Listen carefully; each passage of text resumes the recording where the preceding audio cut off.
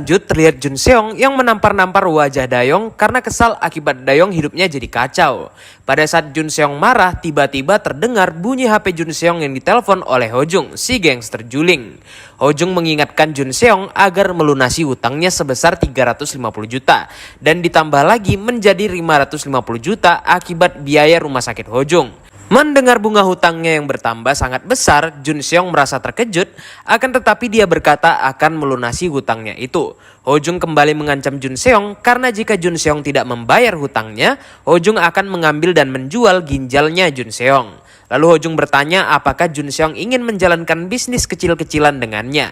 Dan setelah mendengar ajakan bisnis itu, Jun Seong langsung setuju, membuat Ho Jung seketika senang dengan keputusan Jun Seong. Lalu Jun Seong mendatangi Dayong dan menanyakan sudah berapa lama mereka berpacaran. Dayong mengatakan sudah selama 33 hari dan bertanya apa alasan Jun Seong menanyakan hal itu. Setelah mendengar perkataan Dayong, Jun Seong langsung duduk di dekat Dayong dan berkata dia sudah bersikap sangat jahat selama ini kepada Dayong dengan wajah yang sangat bersalah. Lalu Dayong bertanya apakah yang menelepon barusan si Juling dan mengajak agar Jun Seong ini melarikan diri bersamanya. Tiba-tiba Jun Seong memeluk Dayong tapi berubah menjadi kuncian leher. Di mana saat sedang mencekik, Jun Seong mengatakan dia punya suatu permintaan karena mengetahui keluarga Dayong adalah keluarga kaya. Cekikan itu akhirnya membuat Dayong kehilangan kesadarannya. Kemudian beberapa jam setelahnya, terlihat Pak Kim dan bocah-bocahnya sedang menggeledah apartemen Jun Seong yang tidak ada orang sama sekali. Shin berkata dia sangat yakin kalau Dayong mampir ke apartemen dan mengira kalau Jun Seong dan Dayong sedang pergi sebentar. Pada saat itu juga Pak Kim melihat sebuah sepatu, yaitu sebuah sepatu yang sama waktu dikenakan oleh Dayong. Lalu Pak Kim berkata ke bocah-bocahnya kalau ada jejak perlawanan dan ini adalah penculikan. Di sisi lain, terlihat Jun Seong yang sedang menelepon ke nomor ibunya Dayong. Akan tetapi ternyata yang mengangkat panggilan tersebut adalah Sun Ho, kakek Dayong. Lalu Sun Ho menyuruh agar Jun Seong cepat bicara. Heran mendengar suara pria, Jun Seong beranggapan kalau itu ayahnya Dayong dan berkata kalau dia adalah temannya Dayong. Lalu Jun Seong berkata kalau Dayong sedang sakit parah dan dilarikan ke rumah sakit, tetapi tidak ada uang. Di mana Jun Seong meminta agar dikirimkan uang sejumlah 1 miliar. Dalam hati Sun Ho berkata, dasar bocah keparat. Jun Seong memperingatkan agar keluarga Dayong cepat mengirimkan uang dalam 1 hari. Jika tidak, Dayong akan mampus. Akan tetapi Sun Ho berkata dia tidak peduli karena sudah berhadapan dengan berandalan bodoh yang suka mengancam seperti Jun Seong dan tidak akan bekerja sama. Melihat keluarga Dayong yang tidak peduli, Jun Seong pun bertanya ke Ho Jung apakah dia harus mengakhiri panggilan dulu. Akan tetapi Ho Jung langsung menempelkan pisau di leher Jun Seong yang mana jika Jun Seong mengakhiri panggilan ini dia akan mampus. Lalu Ho Jung menyuruh agar Jun Seong mengirimkan foto Dayong karena mengira keluarga Dayong ini tidak percaya kalau Dayong yang sedang disandra atau memberikan handphone itu kepada ibunya. Melihat kegaduhan, pengawal Sun Ho pun bertanya ada apa. Dan Sun Ho berkata tidak ada apa-apa karena hanya seekor lalat yang mengganggu. Pada saat itu juga Jun Seong berkata ke Ho Jung kalau ayah Dayong adalah orang yang sangat baik. Sedangkan ibunya adalah wanita sialan yang berselingkuh dengan kakeknya sendiri. Wah, keluarganya kacau banget, ucap Ho Jung. Seketika Sun Ho sangat terkejut mendengar ucapan Jun Seong lewat ponselnya. Lalu Ho Jung menanyakan bagaimana Jun Seong mengetahui hal itu. Dan Jun Seong berkata dia diceritakan oleh Dayong karena Dayong mau dibunuh keluarganya sendiri karena rahasia itu. Sun Ho yang panik karena Jun Seong mengetahui rahasia itu langsung berkata dia meminta maaf dan akan mengirimkan uangnya. Tapi dengan satu syarat yaitu bertemu secara langsung. Sun Ho berkata akan mengirimkan alamat dan jamnya lewat SMS. Seketika Jun Seong langsung sumringah dan berkata akan menunggu kabar itu. Sesudah panggilan ditutup, Sun Ho langsung menutup wajahnya karena sangat kesal. Lalu Sun Ho menyuruh agar pengawalnya untuk bersiap-siap. Berpindah ke Pak Kim, bocah-bocah Pak Kim kebingungan karena dari tadi mereka melihat Pak Kim terus-menerus teleponan dengan seseorang. Jadi Pak Kim ini menelepon Pak Nam yang sekarang menjadi rekan Pak Kim. Jadi sebelumnya saat di rumah sakit terlihat Pak Nam yang berhasil meratakan semua orang yang menyerangnya. Tiba-tiba muncul Jin Cheol yang memanggil Pak Nam. di mana Jin Cheol menjelaskan dia sedang membentuk sebuah tim yang terdiri orang-orang kompeten spesialis perang dan kelompok itu akan dinamainya Ares. Lalu Jin Cheol menawarkan Pak Nam untuk bergabung ke Ares, yang mana jika Pak Nam mau bergabung, catatan masa lalu penuh darah Pak Nam akan dihapus dan Pak Nam tidak akan lagi dikejar oleh karmanya. Akan tetapi Pak Nam berkata dia perlu waktu untuk berpikir. Dan langsung saja Jin Cheol mendekati Pak Nam kalau dia bukan memberikan saran, melainkan sebuah perintah yang membuat Pak Nam merinding saat mendengarnya. Setelah mengatakan dirinya setuju, Pak Nam bertanya apakah teman-teman Jin Cheol akan baik-baik saja. Karena sebelumnya hubungan Pak Nam dengan Pak Kim tidak baik. Dan Jin Cheol berkata itu tidak masalah.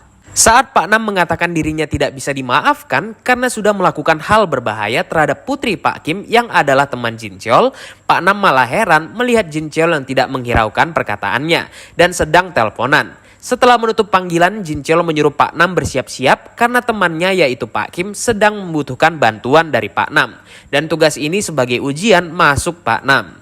Kembali ke saat ini, terlihat Pak Nam yang sedang bersama dengan Pak Kim dan bocah-bocah lain.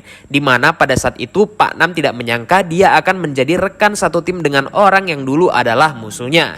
Pak Nam berkata ke Pak Kim kalau dia sempat khawatir dengan tugas yang diberikan. Dan ternyata tugasnya hanyalah mencari anak SMA yang hilang. Lalu Pak Kim berkata kalau dia sudah mendengar dari Jin Cheol, Pak Nam bisa membantunya. Melihat Pak Nam yang asing di matanya, Shin pun menanyakan siapa Pak Nam ke Pak Kim. Dan mereka berdua malah menatap tajam mata satu sama lain. Setelah itu datanglah Hyung Min yang berkata kalau semuanya sudah siap. Dan juga mengajak Pak Kim dan yang lainnya agar segera berangkat. Di sisi lain, di markas Jun Seong menyuruh anak buahnya bersiap-siap, di mana anak buahnya terkejut mendengar Jun Seong akan dapat 1 miliar karena menyandra Dayong. Kedua anak buahnya langsung setuju membantu karena Jun Seong berjanji akan membagi 1 miliar itu. Selanjutnya, pada 12 September sesuai waktu dan tempat yang ditentukan, sudah ada seorang pria yang membawa tas dan menunggu Jun Seong. Pengawal Sun Ho menyuruh agar pria itu bersiap-siap karena bisa saja Jun Seong dan komplotannya menyamar dan bersembunyi di sekitarnya. Lalu tak lama setelah itu datanglah Jun Seong dan bocahnya menancap kencang sepeda motor mereka. Dengan cepat dua anak buah Jun Seong memukul pria itu dengan sebuah tongkat sampai terlempar. Melihat tas yang berisi uang itu jatuh, dengan sigap Jun Seong mengambil tas tersebut. Setelah berhasil mengambil tas itu, Jun Seong langsung menancap kencang gas motornya dan melihat banyak uang di tas tersebut. Karena ketamakannya setelah melihat uang yang banyak, Jun Seong langsung berbalik arah meninggalkan teman-temannya karena dia ingin menghabiskan uang itu sendirian. Saat memacu sepeda motornya, tiba-tiba muncul seorang anak muda di sebelahnya dengan sepeda motor. Bocah itu adalah Shin yang langsung menunjuk ke arah Jun Seong karena Jun Seong sudah menjatuhkan ponsel pacarnya. Jun Seong sangat heran mengapa keberadaannya bisa diketahui, yang dimana Shin ini berhasil membuka ponsel dan mengetahui keberadaan Jun Seong lewat aplikasi pasangan. Saat itu juga tiba-tiba ada sepeda motor yang terbang dan melayang di atas Jun Seong. Pria itu adalah Pak Kim yang mengendarai sebuah Harley dan langsung melompat dari Harley-nya, menendang Jun Seong dan mengunci lehernya Jun Seong dengan kakinya. Kuncian itu menyebabkan Jun Seong tidak bisa bernafas dan akhirnya terjatuh dari sepeda motornya. Lalu Pak Kim menanyakan keberadaan Dayong dan Jun Seong yang merinding meminta ampun berkata dia juga tidak tahu di mana Dayong karena Dayong sudah dibawa oleh gangster juling untuk dijual ke luar negeri. Kemudian Jun Seong menjelaskan yang terjadi, di mana dia diajak si juling untuk berbisnis dengan cara meminta tebusan ke keluarga Dayong, lalu menjual Dayong kepada Yakuza. Tapi Pak Kim dan yang lain merasa lega karena sudah ada orang yang dikirim ke tempat itu. Berpindah ke pelabuhan, terlihat Dayong dan beberapa bocah dikumpulkan untuk dijual ke luar negeri. Tak lama setelah itu datanglah Sung Ho dan anak buahnya yang merupakan kelompok Yakuza. Setelah Sung Ho datang, si juling menyuruh agar mengecek dulu barangnya karena dia tidak punya waktu yang banyak. Tiba-tiba muncul Pak Nam yang mengenalkan dirinya dan akan membereskan situasi ini. Sambil memegang telinganya yang padahal tidak ada handset, Pak Nam berkata akan memberitahu perbedaan levelnya dengan para keroco. Melihat Pak Nam, si juling pun kebingungan bagaimana Pak Nam bisa tahu lokasinya.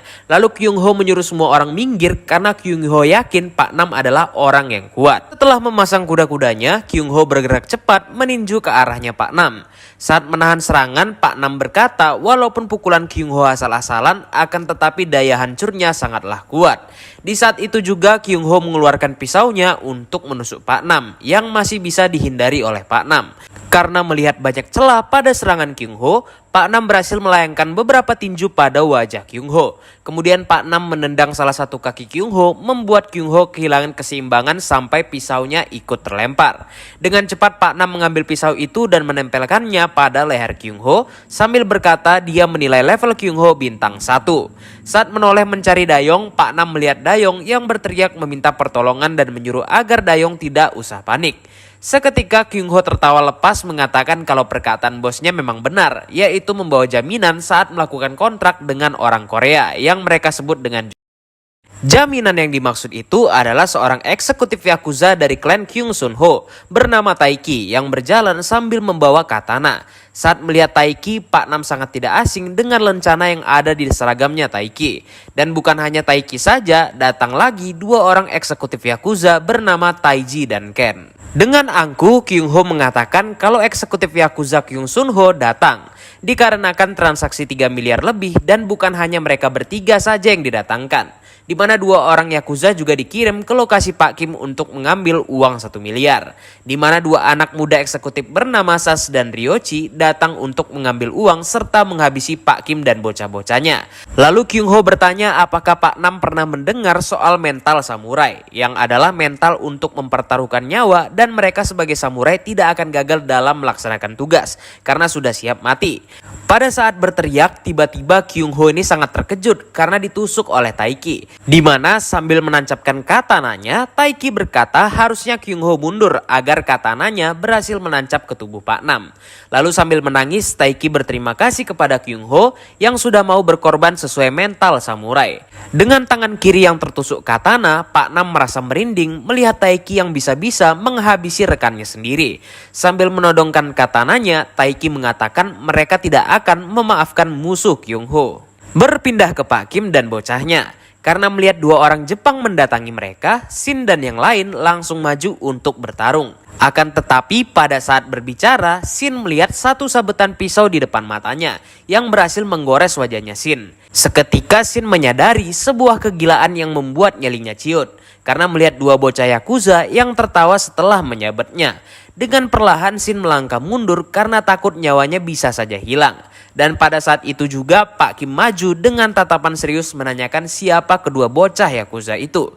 Dengan cepat mereka berdua berlari untuk menyerang Pak Kim. Melihat dua bocah mendatanginya, Pak Kim langsung mengajar Sas yang membuat Ryochi terkejut Sas bisa tumbang dengan mudah.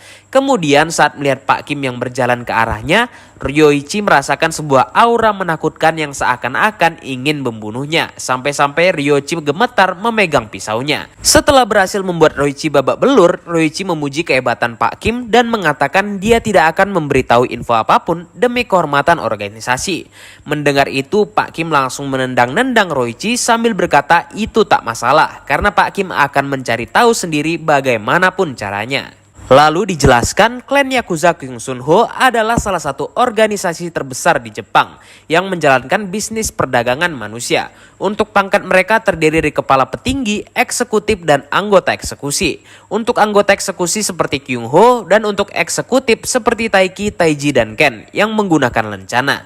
Sedangkan kepala petinggi mereka adalah Sasaki Genjin yang ingin memperluas bisnis ke Korea dan selalu mengingatkan bawahannya agar waspada saat bertransaksi dengan orang Korea dan membawa jaminan karena di Korea banyak orang-orang kuat. Kembali ke Pak Nam, terlihat Pak Nam yang sedang bertarung dengan Taiji pengguna katana. Sambil menghindari tebasan Taiji, Pak Nam memuji keahlian Taiji dan bertanya apakah Taiji dari pasukan pengawal atau dari prajurit bayaran luar negeri. Dan pada saat itu ada satu tinju yang melayang ke arah Pak Nam di mana Ken juga ikut menyerang Pak Nam. Terus-menerus Pak Nam menghindari serangan mereka dan sambil menebas katananya, Taiji berkata dia benci dengan orang seperti Pak Nam yang banyak bacot. Melihat sebuah celah, Pak Nam berhasil memukul Taiji yang membuat Taiji terlempar ke belakang. Ketika melihat Pak Nam yang terbang menyerangnya, Taiji langsung berteriak meminta tolong pada Ken. Dengan cepat Ken datang menghantam Pak Nam dengan tinjunya sampai terlempar ke tembok. Saat Pak Nam tersedut di tembok, Ken dengan cepat memukul Pak Nam berkali-kali sambil berkata kalau dia yakin Pak Nam berasal dari tentara setelah melihat bela diri dari Pak Nam. Tak disangka Pak Nam berhasil menendang dagu Ken sampai terlempar ke udara. Kemudian saat itu juga Taiji bergerak cepat mendekati Pak Nam untuk menebas katananya. Akan tetapi Taiji tidak sadar kalau dirinya sudah masuk radius close quarter combat milik Pak Nam. Pada saat ingin menyerang Taiji, Pak Nam seketika terkejut karena tidak menyadari Taiki yang berada di sampingnya, walaupun berada dalam radius Pak Nam. Lalu Taiki menyuruh semuanya berhenti dan berkata dia mengetahui kalau Pak Nam berasal dari AKL. Karena teknik bertarung Pak Nam adalah teknik khusus AKL. Dan bertanya apa urusan Pak Nam datang kemari. Pak Nam pun terdiam menyadari kalau Taiki ini adalah orang yang kuat di antara yang lain. Karena satu kalimat dari Taiki bisa membuat Ken dan Taiji diam. Lalu Taiki berkata kalau dia juga dari AKL dan mengajak Pak Nam menyelesaikan masalah dengan berbicara sebagai sesama mantan anggota AKL. Lalu Taiki bertanya apakah ada seorang sandera yang ingin ditolong oleh Pak Nam. Melihat gelagat Pak Nam, Taiki langsung yakin kalau tujuan Pak Nam adalah untuk menyelamatkan seseorang. Mengetahui itu, Taiki langsung berjalan ke arah bocah-bocah yang akan dijual. Sambil bertanya-tanya siapa orang yang sampai-sampai membuat mantan AKL bergerak. Lalu Taiki menjambak satu orang bocah dan bertanya apakah bocah itu orangnya. Mengetahui kalau Taiki sedang mengujinya, Pak Nam hanya diam tidak menjawab karena merasa Taiki hanya menggertak saja. Melihat Pak Nam yang diam saja, Taiki langsung mengeluarkan pisaunya dan menghabisi bocah yang dijambaknya tadi. Lalu Taiji yang berdiri di dekat Pak Nam menyuruh agar Pak Nam langsung memberitahu siapa orang yang menyuruh Pak Nam. Karena bagi mereka tidak masalah menghabisi para bocah yang akan dijual ke luar negeri. Setelah itu Taiki tak henti-henti menghabisi para bocah-bocah yang membuat Dayong panik melihat Taiki sangat gila yang tidak peduli dengan nyawa orang lain. Pak Nam terus-menerus meyakinkan dirinya untuk memasang wajah datar agar isi hatinya tidak diketahui oleh Taiki dan yang lainnya. Tibalah kini Dayong seorang diri di antara bocah-bocah yang hidup. Dengan wajah tersenyum bak setan, Taiki berkata dia tahu kalau Dayonglah alasan Pak Nam yang mantan AKL bergerak. Seketika Pak Nam jadi keringat dingin kebingungan apa yang harus dilakukannya. Sementara Dayong berada dalam situasi hidup dan mati. Karena tidak ada pilihan lain, tiba-tiba Pak Nam menyuruh Taiki berhenti membuang-buang tenaga. Karena bukan Dayong yang menjadi alasannya. Taiki jadi kebingungan mendengar perkataan Pak Nam. Tiba-tiba Pak Nam menarik celananya dan menunjukkan kalau inilah yang menjadi alasannya. Berpindah ke Pak Kim, kini Pak Kim bersama bocahnya mengendari motor dekat pantai. Shin menanyakan bagaimana cara Pak Kim mengetahui lokasi dari Dayong karena dari tadi mereka hanya mengelilingi pantai dengan petunjuk pelabuhan. Setelah berteleponan dengan seseorang dan menutup panggilan itu, Pak Kim berkata kepada para bocah kalau dia sudah mengetahui lokasi pelabuhan itu. Yang dimana sebelumnya Pak Nam diberikan sebuah alat oleh Jin Cheol yang mana itu adalah alat pelacak lokasi yang ditempelkan pada kaki sebagai tanda kehormatan. Kemudian sesudah Jun Seong dihajar oleh Pak Kim dengan kaki pincang terlindas, Jun Seong berusaha untuk berjalan. Dan muncullah dua bawahan Sun Ho mendatangi lokasi Jun Seong. Pengawal Sun Ho melapor kalau dia sudah datang ke lokasi dan menemukan Jun Seong serta menanyakan apa yang harus mereka lakukan. Setelah itu Sun Ho menyuruh pengawal agar langsung membereskan Jun Seong dan akan segera datang ke sana. Ketika melihat dua bocah Yakuza, pengawal melapor pada Sun Ho kalau keadaan jadi sedikit rumit karena kurangnya anggota di lapangan. Mendengar laporan dari pengawalnya, Sun Ho berkata ke Do Gyu kalau dia kecewa sudah membayar dengan harga mahal karena Do Gyu yang tidak teliti. Dengan wajah yang menahan emosi, Do Gyu berkata tidak usah khawatir karena dia sudah menempatkan orang-orang di sekitar. Kembali ke pelabuhan, setelah Pak Nam menunjukkan alat pelacak pada kakinya kepada Taiki, Taiki jadi kebingungan dan anak buahnya menjelaskan kalau alat itu adalah gelang kaki elektronik yang digunakan oleh pelaku kriminal di Korea. Setelah itu Pak Nam berbohong kalau dia datang bukan dikarenakan permintaan seseorang dan juga dia adalah seorang penjahat. Jadi heran karena Pak Nam, Taiki pun menanyakan mengapa ekspresi Pak Nam seperti itu saat melihat Dayong sedang disandra. Dengan tegas Pak Nam berkata kalau Dayong adalah seleranya karena mirip dengan orang yang dipacarinya dulu, agar Taiki ini percaya dengan kebohongannya. Alasan itu membuat Taiki bimbang untuk percaya atau tidak kepada Pak Nam. Lalu Taiki menyuruh Pak Nam menjawab dengan baik mengapa Pak Nam memberitahu padanya alasan itu, karena dia masih ragu. Sambil memasang kuda-kudanya, Pak Nam berkata saat ini bukan saatnya bagi Taiki membunuh orang, karena dirinya sedang dilacak oleh orang yang sangat berbahaya. Dan di pelabuhan terlihat banyak anggota Yakuza yang sedang berkumpul. Tibalah Pak Kim dan bocahnya di pelabuhan untuk bersiap-siap beraksi. Kemudian setelah pertarungan sengit antara Pak Nam dan para Yakuza, kini tersisa Pak Nam dan juga Taiki seorang. Taiki memuji kehebatan Pak Nam yang bisa mengalahkan seluruh anggota Yakuza dan juga para eksekutif sendirian. Dan saat bertarung, Taiki menyadari kalau gelang kaki pada Pak Nam sepertinya tidak digunakan oleh penjahat. Lalu Taiki menanyakan apa alasan Pak Nam mengulur-ngulur waktu dan berpura-pura menjadi penjahat. Dengan tegas Pak Nam berkata karena dia adalah AKL dan adalah prajurit bayaran yang harus melakukan apapun demi menyelesaikan tugas. Mendengar itu Taiki berkata kalau junior AKL ini memanglah hebat, akan tetapi dirinya juga punya keteguhan. Sambil berjalan, Taiki menanyakan apakah Pak Nam sudah bergabung di sebuah organisasi. Dan jika belum, Taiki akan menyebut Pak Nam dengan senang hati. Lalu Pak Nam yang teringat dengan Jin Cheol yang sudah baik kepadanya, langsung mengatakan dia menolak tawaran itu karena sudah menerima tawaran dari tempat lain. Setelah mendengar jawaban Pak Nam, Taiki sedikit merasa kecewa, lalu berkata suatu kehormatan dirinya bisa bertemu dengan Pak Nam. Taiki yang sudah siap dengan katananya langsung bergerak cepat bak samurai menebas tubuh Pak Nam. Karena tebasan katana itu, Pak Nam hanya bisa diam tak percaya dengan kecepatan dan juga kekuatan Taiki. Lalu Taiki berkata dia hanya menebas dengan pelan sehingga Pak Nam tidak akan mati. Dan juga dirinya sangat menunggu kedatangan orang berbahaya yang dikatakan oleh Pak Nam. Kemudian di luar pelabuhan, bocah-bocah Pak Kim sedang menyusun rencana untuk masuk ke kapal, tempat Pak Nam dan Dayong berada. Saat mereka sedang mengobrol, tiba-tiba Pak Kim berjalan dan menyuruh mereka untuk pulang saja, karena mulai dari sini akan sangat berbahaya. Kemudian Pak Kim langsung berjalan ke arah kerumunan kroco Yakuza.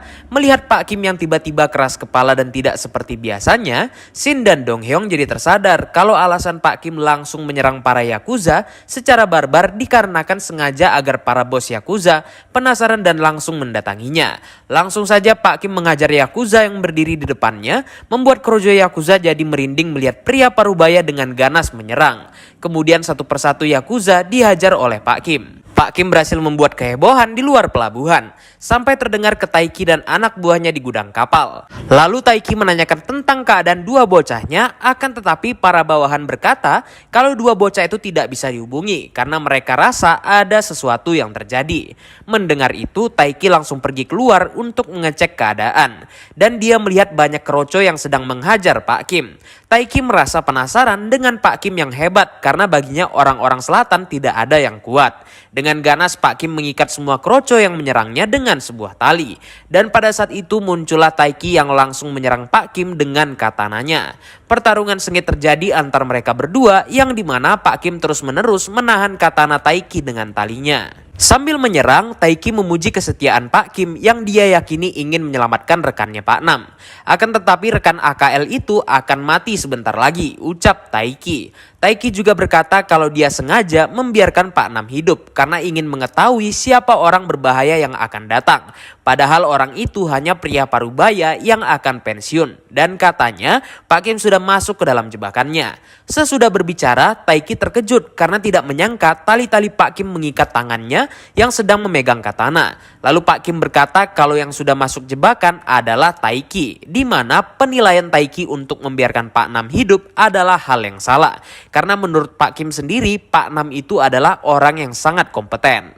Pada saat di gudang, Pak Nam yang dari tadi pura-pura tidak sadar langsung menyerang orang yang menempelkan pisau kepadanya, membuat semua kroco di gudang terkejut dan panik. Setelah berhasil membuka ikatan pada tangannya, Pak Nam langsung menyerang semua kroco dengan teknik close quarter combat. Satu persatu kroco akhirnya rata dibuat Pak Nam. Lalu Pak Nam berjalan ke arah Dayong untuk membuka penutup mulut Dayong dan mengajak Dayong untuk segera pergi. Akan tetapi setelah penutup mulutnya dibuka, Dayong malah berteriak menyuruh Pak Nam yang dikiranya pria mesum itu pergi. Pak Nam yang terkejut tersadar kalau Dayong berkata seperti itu karena alasan sebelumnya dan kembali mengajak Dayong pergi sambil tersenyum.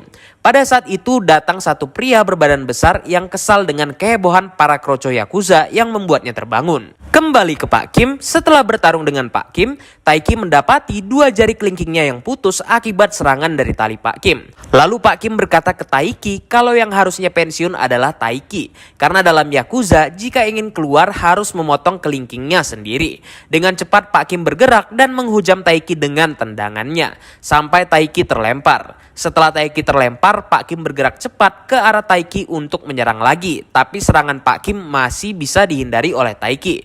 Dengan cepat Taiki menebas katananya ke arah Pak Kim yang berhasil menggores leher Pak Kim. Saat mengacungkan katananya, Taiki memuji kehebatan Pak Kim dan akan mengerahkan seluruh tenaganya untuk mengalahkan Pak Kim. Akan tetapi Taiki tidak menyadari kalau Pak Kim hanya mengimbanginya dan dia sudah masuk ke dalam radius close quarter combat milik Pak Kim. Dengan teknik itu Pak Kim berhasil membelah kacamata dan katana Taiki, membuat dirinya kesal karena dipecundangi oleh Pak Kim. Dengan gagah Pak Kim memakai kacamatanya dan menanggapi Taiki dengan sangat santai. Pada saat itu terdengar suara teriakan yang sangat kuat dari atas kapal memanggil Taiki. Taiki sangat merinding karena tahu orang itu adalah bosnya. Dengan nada kesal bos berkata dia sangat kesal dengan Taiki yang sangat lama menjalankan tugas. Taiki tak henti-henti meminta maaf pada bosnya itu. Lalu sambil memegang kepala Pak Nam yang berhasil dikalahkannya, bos itu bertanya apa yang dilakukan lalat buah ini di dalam kapal. Di mana Taiki dengan wajah ketakutan meminta maaf kepada bosnya. Tiba-tiba Pak Kim langsung menghantam Taiki sampai tumbang dan berjalan ke arah bos Yakuza menanyakan siapa yang dimaksud lalat buah itu dan menyuruh bos Yakuza turun untuk bertarung dengannya. Melihat Pak Kim, wajah bos Yakuza langsung murka dan bertanya apakah Pak Kim mengajaknya bicara. Diketahui bos Yakuza itu adalah Fujimori Yuki, wakil pemimpin organisasi Kyung Sung Ho. Jadi 5 menit yang lalu di dalam gudang kapal, dengan mudahnya Fujimori mencengkram kepala Pak Nam yang membuat Pak Nam kesakitan. Pak Nam mencoba untuk melepas cengkraman itu dengan mengunci lengan Fujimori. Akan tetapi hal itu sia-sia karena Fujimori dengan mudah mencengkram kepala Pak Nam dengan keras sampai Pak Nam ini pingsan. Melihat kejadian itu seketika Dayong langsung berteriak kencang. Kembali ke saat ini, salah satu bawahan Fujimori berbisik kalau akan ada Interpol yang datang. Dan sepertinya akan sulit untuk mengulur waktu lebih lama lagi. Karena Sas dan Roichi sudah ditemukan di daratan. Fujimori langsung menghela nafasnya dan melempar Pak Nam ke laut. Sambil berkata inilah alasan mengapa dirinya tidak ingin kerja di luar negeri. Yang hanya menimbulkan banyak masalah merepotkan. Lalu Fujimori menyuruh anak buahnya bersiap-siap dan segera anak buahnya berteriak ke semua kroco Yakuza untuk cepat bersiap berangkat. Fujimori juga menyuruh anak buahnya memberitahu arti jalan ekstrim kepada Pak Kim yang kini sedang berdiri di antara banyak Yakuza. Tak disangka Pak Kim langsung menyerang para Yakuza di depannya dan dengan cepat dirinya terjun ke laut sambil menggigit sebuah pisau pada mulutnya. Setelah terjun ke laut, Pak Kim langsung menarik Pak Nam ke daratan, akan tetapi hal itu tidak mudah karena banyak kroco yang juga turun ke laut untuk menyerang dirinya. Sambil menyorahkan kamikaze, yaitu jalan ekstrim Yakuza yang tidak takut dengan kematian, para Yakuza berenang menyerang Pak Kim.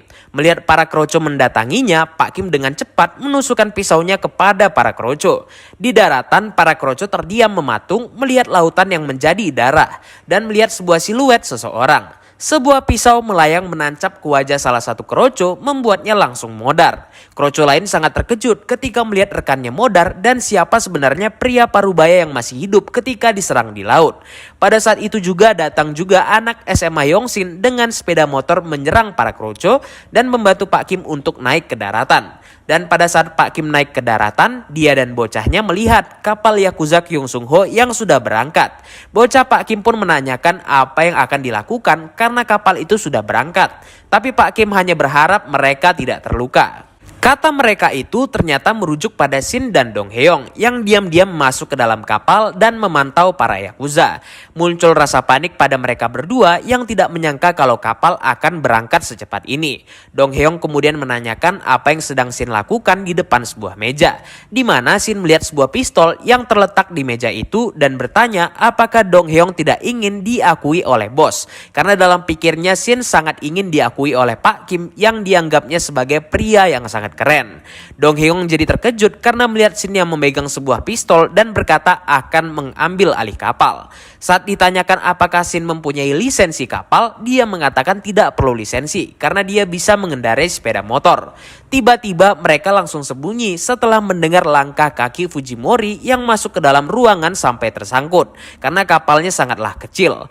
Pada saat Fujimori berbincang dengan bawahannya, Shin terus-menerus meyakinkan dirinya untuk bisa menembak Fujimori agar dirinya diakui oleh Pak Kim. Sedangkan Dong Hae-young berteriak dengan nada pelan menyuruh Shin berhenti karena mereka nanti bisa mati. Tiba-tiba terdengar keributan dari para kroco yang melapor ke Fujimori kalau mereka sedang diikuti kapal kecil. Melihat kapal kecil itu, Fujimori jadi penasaran tapi yakin kalau itu adalah nelayan dan menyuruh anak buahnya untuk mencari penyusup itu. Saat para kroco mengecek kondisi kapal, mereka sangat terkejut karena melihat beberapa rekan yang sudah rata serta pintu ruang bawah yang terbuka. Karena melihat kehebohan, Fujimori menarik nafasnya dan berteriak menyuruh para kroco membereskan dengan tenang. Dan mulai sekarang Fujimori yang akan membereskan semuanya. Saat memasuki ruang bawah kapal, Fujimori sangat terkejut melihat anak buahnya dan banyak tali yang sudah disiapkan di seisi ruangan.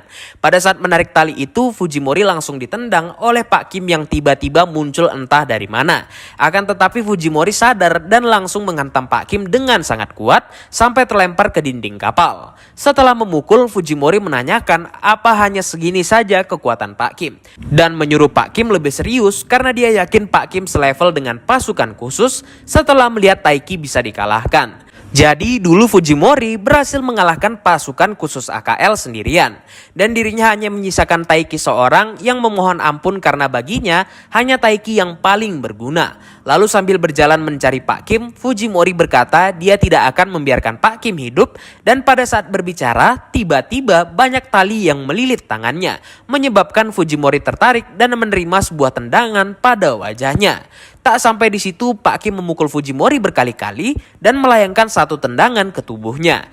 Tiba-tiba Pak Kim melihat satu tinju kuat yang mengarah kepadanya. Akan tetapi berhasil dihindari oleh Pak Kim dan kembali Pak Kim memukuli Fujimori bertubi-tubi.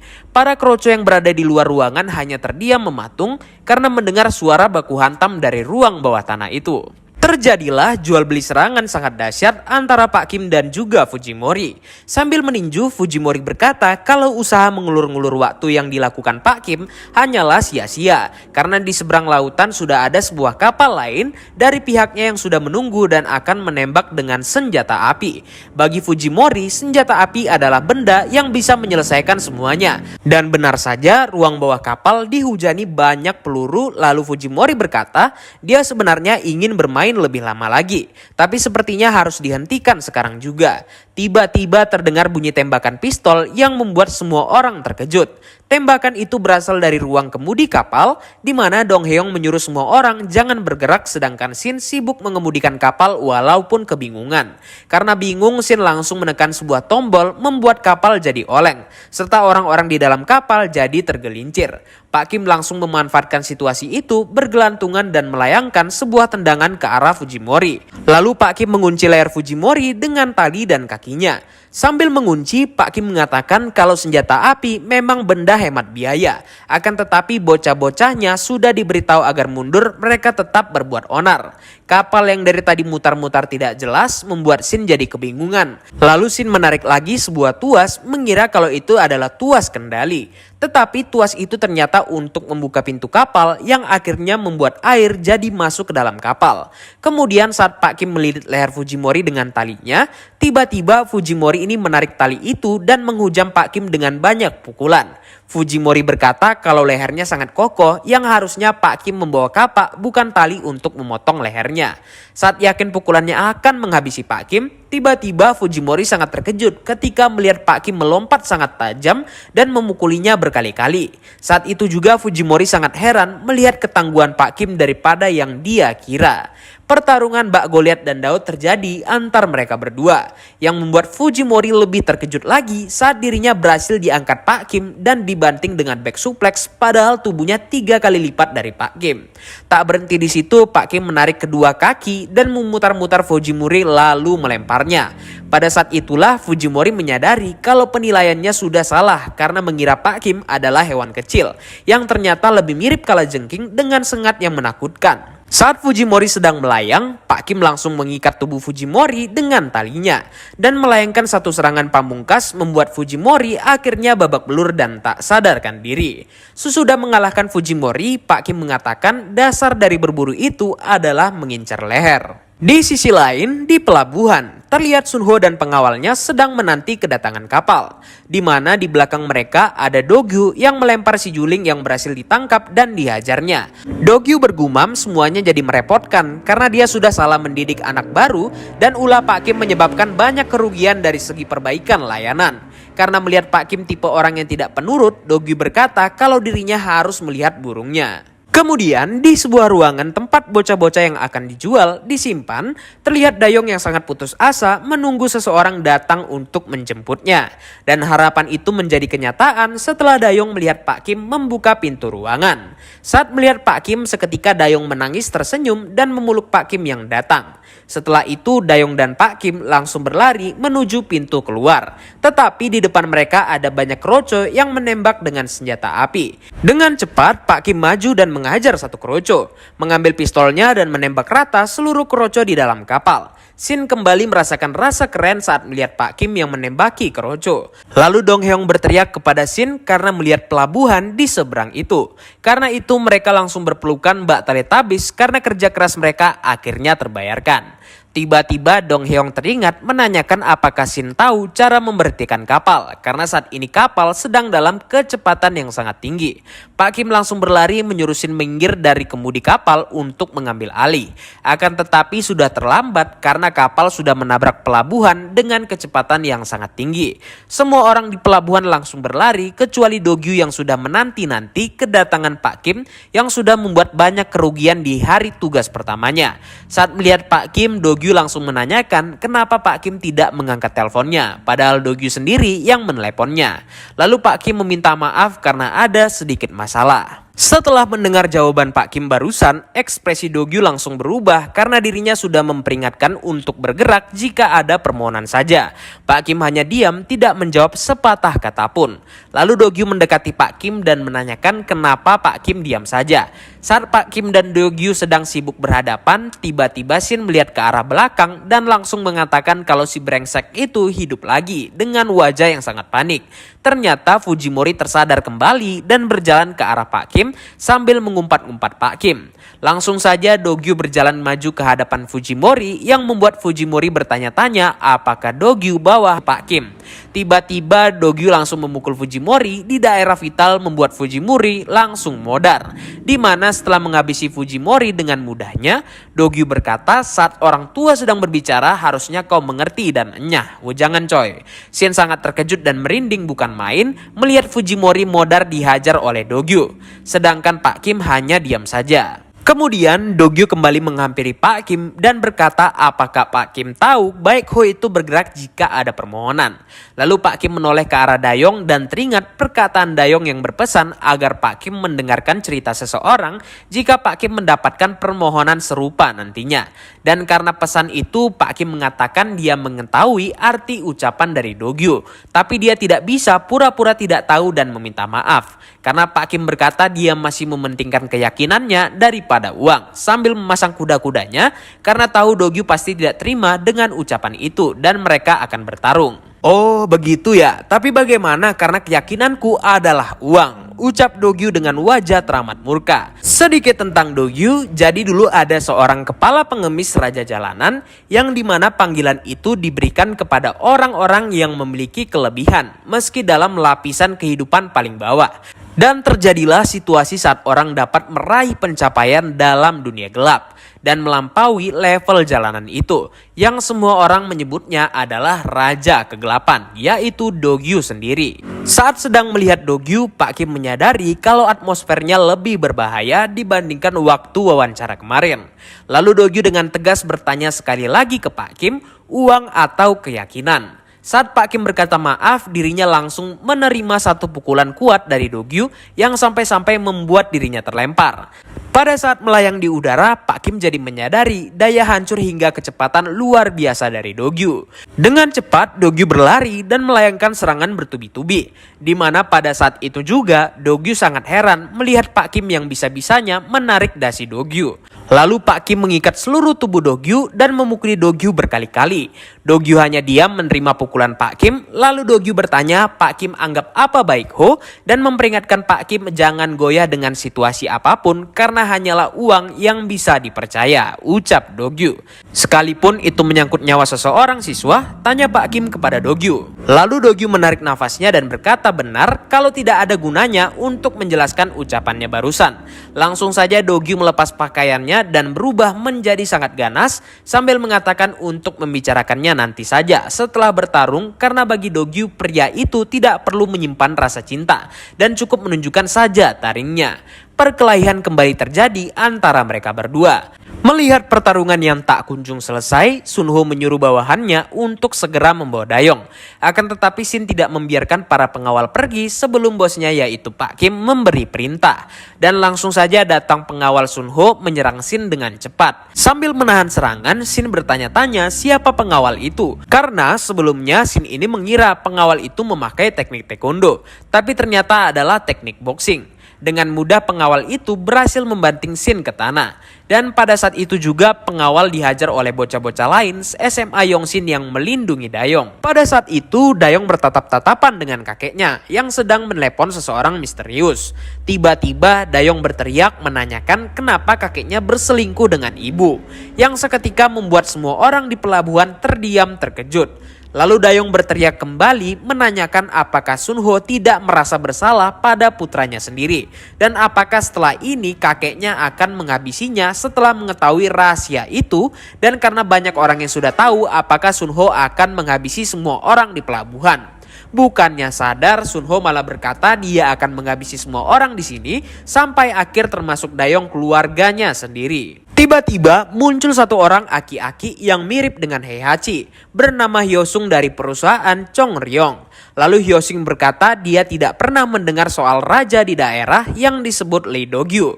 Dogyu dan Pak Kim yang tadi bertarung jadi berhenti setelah melihat Hyosung datang. Saat mendengar perkataan itu, Sunho pun bertanya apakah Hyosung akan berhenti. Tapi Hyosung berkata tidak selama diberikan uang apapun akan dia lakukan.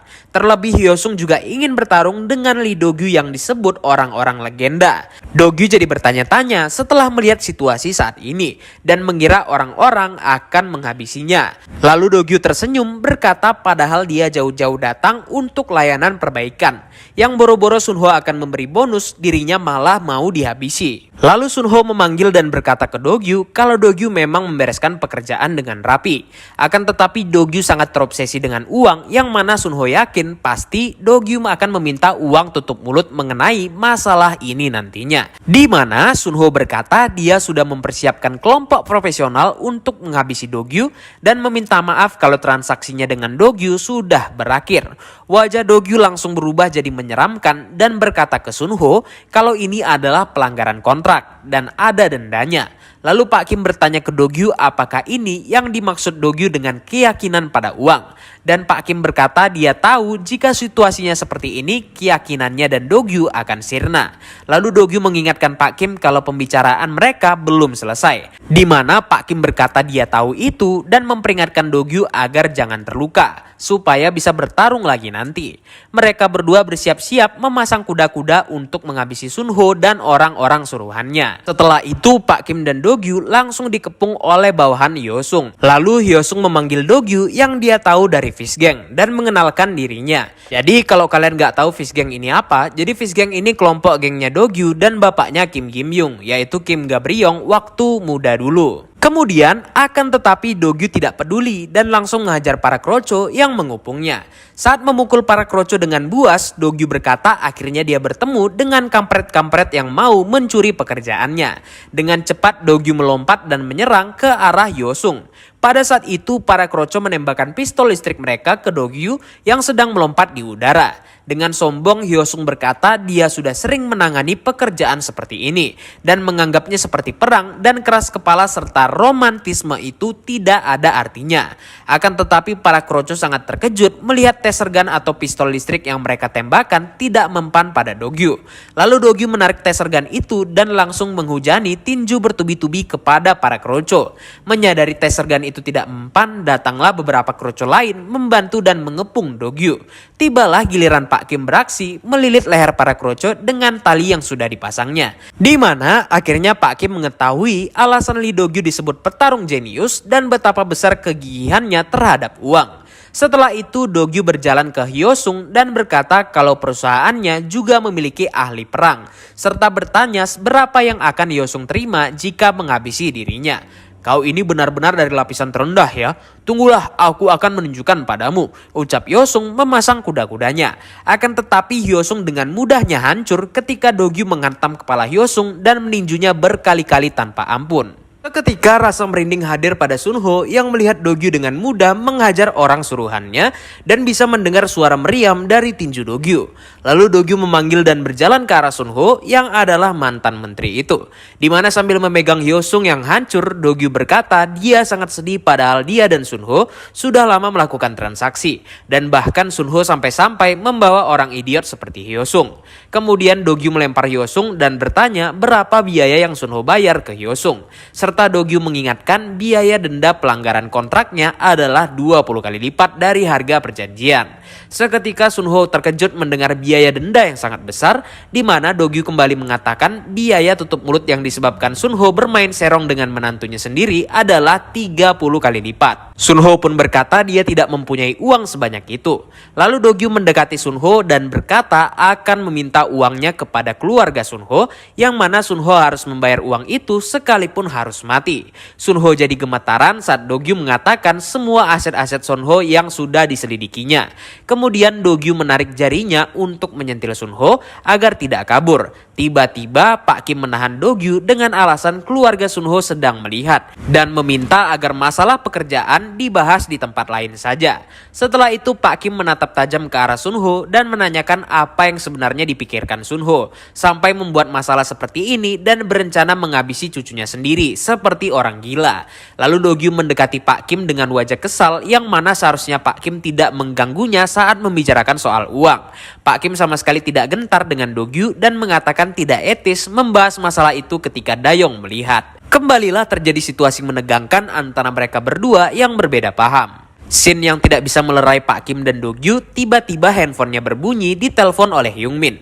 Hyungmin melapor kalau ada sedikit masalah saat dirinya bersama dengan Pak Nam yang pingsan. Dan pada saat itu datanglah Om Jin Cheol yang berjalan ke arah Pak Nam. Sambil tersenyum, Jin Cheol berkata ini sangat aneh padahal dirinya datang untuk memberikan sebuah kaos sebagai perayaan misi pertama.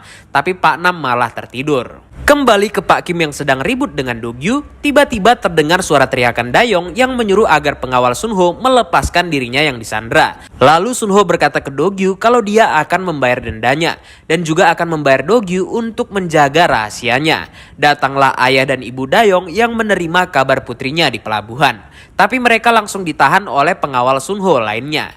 Lalu Sunho berkata masalah sudah semakin rumit dan menyuruh agar pengawalnya menghabisi Dayong agar masalahnya selesai. Tapi Pak Kim tidak diam dan langsung berlari menendang pengawal yang menyandra Dayong, membuat pengawal itu jadi terlempar. Melihat Pak Kim yang bertindak seenaknya, Do-gyu langsung berlari dan menyerang Pak Kim. Lalu Do-gyu berkata ke Pak Kim kalau Sunho akan membayar berkali-kali lipat jika kita diam saja dan menyarankan Pak Kim agar pulang lebih dulu. Pak Kim tidak setuju dengan hal itu dan langsung memukuli Do-gyu yang mencoba menahannya. Kemudian saat melihat Do-gyu, Sunho sedikit lega, rencananya tetap akan berjalan mulus. Karena tahu Do-gyu ini adalah orang yang rela melakukan apapun demi uang. Sunho tersenyum tanpa rasa bersalah sedikit pun, yakin kalau dirinya tidak akan hancur. Tiba-tiba dari belakang Ibu Dayong menusuk Sunho yang sedang membangga-banggakan dirinya. Sunho sangat terkejut dan menanyakan mengapa Ibu Dayong melakukan hal itu. Ibu Dayong berkata dengan lantang tidak akan membiarkan Sunho mati dengan tenang setelah membuat hidupnya seperti di neraka. Jadi kembali ke masa lalu, Ibu Dayong ini adalah wanita cantik yang membuat Sunho jadi kepincut. Walaupun dirinya sudah memiliki seorang istri, berkali-kali Sunho menggauli Ibu Dayong yang sampai membuat Ibu Dayong trauma dan takut kalau orang tuanya marah jika mereka tahu. Dan karena alasan itu, Sunho melaksanakan sebuah rencana untuk orang tua dari Ibu Dayong. Ibu Dayong yang melihat orang tuanya merenggang nyawa hanya bisa diam syok tak menyangka Sunho akan melakukan hal keji seperti itu. Pada saat ditanyakan alasannya, Sunho menjawab agar tidak ada lagi yang mengganggu dan ceritanya Sunho tidak akan menyebar kemana-mana. Dan suatu ketika Ibu Dayong berkata bahwa dia hamil. Sunho menyuruh agar Ibu Dayong menikah dengan putranya sendiri sebagai cara agar media tidak bisa mengendus hal keji itu. Akhirnya tibalah saat Ibu Dayong melampiaskan rasa kesal yang membuat hidupnya menderita dan mendorong pisau itu ke Sunho. Dayong langsung berlari dan berteriak menyuruh ibunya agar berhenti. Terlebih pada ayahnya yang juga ada di lokasi, hanya dia mematung sampai menangis. Ayah Dayong sedari kecil sudah mengetahui sifat ayahnya Sunho yang sangat tega menghabisi orang untuk mencapai tujuannya. Dan selama ini ayah Dayong pura-pura tidak tahu alasan Sunho menikahkan dirinya dengan Ibu Dayong, yaitu sebagai alasan untuk mengalihkan media massa, tapi karena dirinya takut dia hanya bisa diam menuruti perkataan Sunho. Di sisi lain, Do-gyu jadi panik karena sumber uangnya yaitu Sunho bisa saja mati. Tapi Pak Kim menahan Do-gyu untuk membantu dan cukup memperhatikan saja. Akhirnya Ayah Dayong memberanikan dirinya untuk pertama kali membantah perintah Sunho. Ayah Dayong mendatangi istrinya dan meminta maaf karena ini semua kesalahannya yang berpura-pura tidak melihat. Meskipun terlambat, aku akan memegang tanganmu sekarang, ucap Ayah Dayong ke istrinya. Lalu Ayah Dayong mengatakan kalau Ibu Dayong tetap keluarganya mesti dipertemukan seperti ini. Dan memberanikan dirinya untuk menyuruh Sunho berhenti serta akan bertanggung jawab meski tahu soal hubungan Sunho dengan istrinya. Ayah Dayong menekankan dirinya berbeda dengan Sunho karena dia akan menjaga keluarganya sampai akhir. Karena tusukan tadi, akhirnya Sunho perlahan kehilangan kesadarannya. Lalu Ayah Dayong tersenyum ke istrinya kalau dia akan menggantikan istrinya untuk bertanggung jawab karena dia adalah kepala keluarga. Lalu Dayong dipanggil ayahnya yang berkata akan bertanggung jawab atas semua hal dan meminta maaf baru bersikap seperti ayah sekarang. Di sisi lain, Do-gyu dengan cepat berlari mendatangi Sunho karena panik sumber uangnya akan mati sebelum membayar. Dan akhirnya tugas mencari cucu menteri selesai. Kemudian beberapa hari setelahnya di rumah sakit, dokter mengatakan sebuah mukjizat luar biasa Sunho masih hidup. Akan tetapi kecil kemungkinan kesadarannya akan kembali. Kemudian Dayong mengatakan itu hal yang pantas diterima kakeknya setelah semua hal keji yang dilakukan kakeknya. Sambil menangis dan tersenyum, Dayong berterima kasih kepada Pak Kim yang menolongnya. Dan menyampaikan terima kasih juga pada teman-teman Pak Kim yang datang menolong. Dan sebelumnya waktu Sunho sekarat, datanglah Om Jin Cheol dengan pasukan Aresnya ke pelabuhan. Lalu Jin Cheol menyuruh satu orang dari Ares untuk mengecek kondisi Sunho. Pria itu adalah Santiago Ian, dokter militer pasukan Ares. Akhirnya Sunho berhasil selamat berkat Ian. Kemudian Ayah Dayong juga berterima kasih kepada Pak Kim karena berkat bantuan Pak Kim dirinya tidak perlu menggantikan Sunho masuk penjara dan tetap bisa berada di sisi keluarganya.